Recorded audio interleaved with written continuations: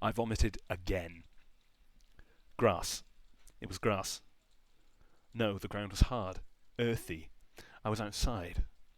Frogs and owls started calling. It was cold. What the hell just happened? Only a few moments ago, I'd been sitting at my desk with my LED lamp, illuminating a 1:1400 model of the USS Enterprise, the final piece ready to glue to the rest of the ship, thus completing months of work.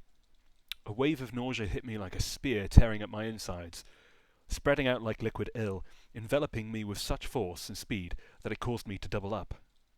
I tried calling for help, but produced only a low, agonized moan. A moment later, I had found myself face down in the shag carpet of my room. I'd laid there like a fish out of water, my eyes unseeing and my mouth gaping, as I snapped for air, the tearing in my guts ripping me apart. Thoughts of somehow dialing 911 were interrupted as reality itself seemed to melt and warp, and then the carpeting became cold, hard dirt. Several tense moments passed before I dared to open my eyes and take in the environs. The ground was a shade of green, there was a dubious shade of brown. Of what terrain it was, I could not fathom. The trees were a sort of purple, and the flora was a mismatching clod of ferns, vines, and flowers that was swamp-like, which matched the sounds I was hearing, and yet the air was arid. The forest looked almost as if it had come down with disease and never recovered. Jesus. I sat up, covering my face with my hand, taking a breath, trying not to let it become a sob. A sharp pain in my hand directed my attention to my clenched fist. I slowly opened it to see the final piece of my model still there, cutting its outline into my palm. I closed my hand about it again in spite of the discomfort. It was like clinging to a piece of my sanity. I glanced again at the purple trees. Jesus Christ! I forced myself to my feet. I unfurled only to a point, too afraid to stand tall to make it all real by interacting with a bad dream. Forcing my muscles into action, I stumbled forward towards the clearest visible area of forest, my heartbeat riding on the sounds of my sometimes rustling, sometimes cracking footfalls.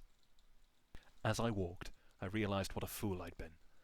I cackled with the manic realization that I had my phone in the breast pocket of my shirt. I clutched my chest in search of it. The impact of the hard chunk of plastic on my palm sent a joyous jolt of relief through my entire nervous system. Body standing down from full alert, I unbuttoned the pocket with a shaking hand, hit 911, and pressed call.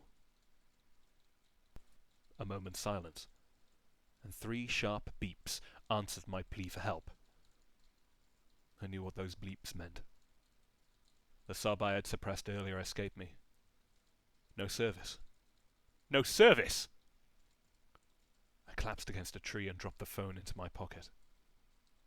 Somewhere in the back of my befuddled brain, reason was trying to apply itself to the situation and getting brutalized by instinct and hard reality. Was I cut off from humanity? Was I walking the wrong way? Salvation could be behind that clump of trees I walked past, unknown to me. These thoughts threatened to push me to the borders of insanity. Keep yourself together, Chester. Just keep your head. There was no other option open to me, so I moved. I walked. The forest thing remained the same. The ground remained a greenish-brown. The flora still made no attempt at order. Still the trees looked like bloodshot replicas of swamp trees. At least the feel of movement and purpose, however desperate, had made me calmer. Berries were dangling from outstretched foliage. I wondered if they were safe. I saw up ahead a stop in the trees, clear air from what must have been a cliff beyond. Different terrain, something to prove that the entire world around me wasn't the same forest going on forever, was most welcome. And then it wasn't so welcome. I stopped near the edge of the rocky cliff and beheld a violet sky. I simply stared at the clouds, which weren't clouds at all, but thin trails that hung in the sky. Some appeared as spirals, others stretched across the sky in snaky strips. Near the horizon, the sky grew a lighter shade of violet, like a sunset without a setting sun. My body went cold while I stood there, thunderstruck with a terrible awe.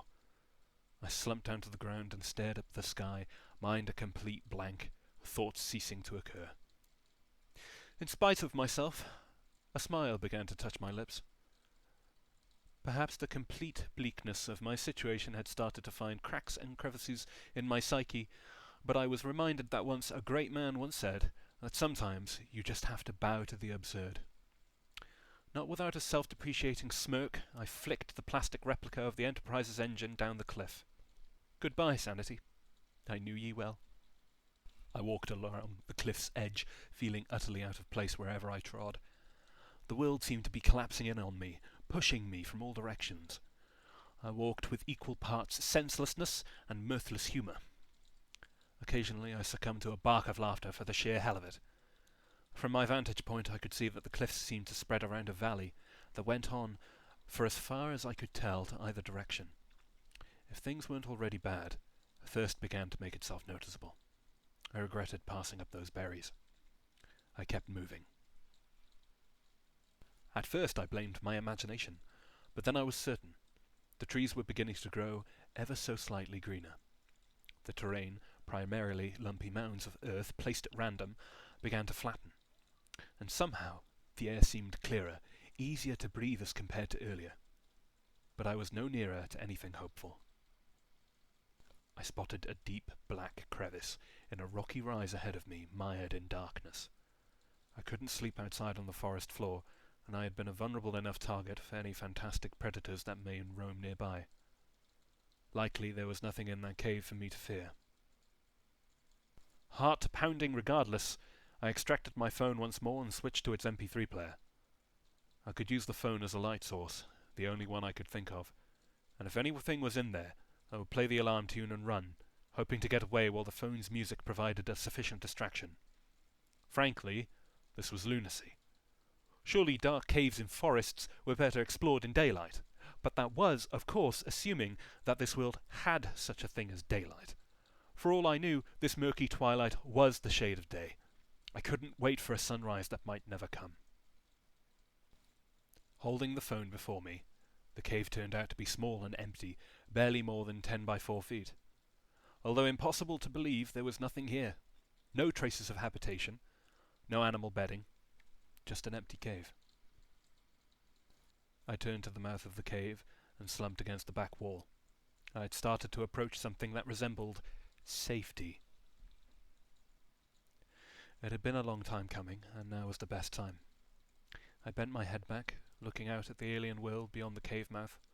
For a while I just stared at it, hoping the image would go away somehow, that the environs outside would shrink away until they vanished into an infinitesimal speck. I wanted it so much that I began to hope that force of will alone would cause it to happen. But wanting something doesn't make it reality. No, reality was very different to what I wanted it to be. Very different indeed. Even though my memory of how I came here defied all attempts to understand it, I clung to the idea that it was rational and reversible, like a man lost at sea clings to a rock to protect against the tide. I was scared, I was tired, and most of all, I didn't want to be here.